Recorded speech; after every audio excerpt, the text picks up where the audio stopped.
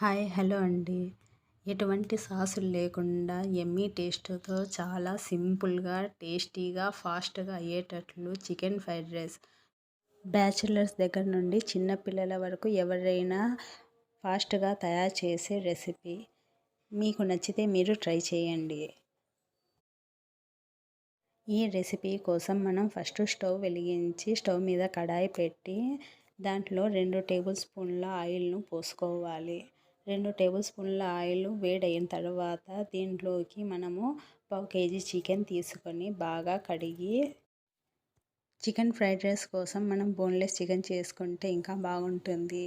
ఇది ఆయిల్‌లో వేసి తర్వాత దీంట్లోకి కొంచెం ఉప్పు, పసుపు వేసి కొంతసేపు మగ్గనిచ్చుకోవాలి. ఉప్పు, పసుపులో కొంతసేపు మగ్గిన చికెన్లోకి అల్లం వెల్లుల్లి పేస్ట్ వేసి బాగా కలుపుకోవాలి.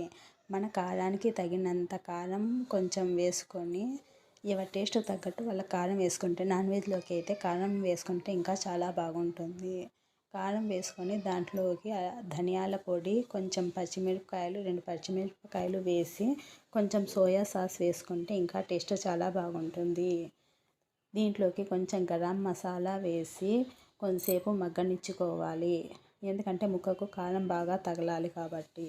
ఇవన్నీ వేసుకున్న తర్వాత ఒక నిమ్మరసం పిండుకుంటే మనకు చికెన్ ఫ్రైడ్ రైస్ పుల్ల పుల్లగా చాలా బాగుంటుంది.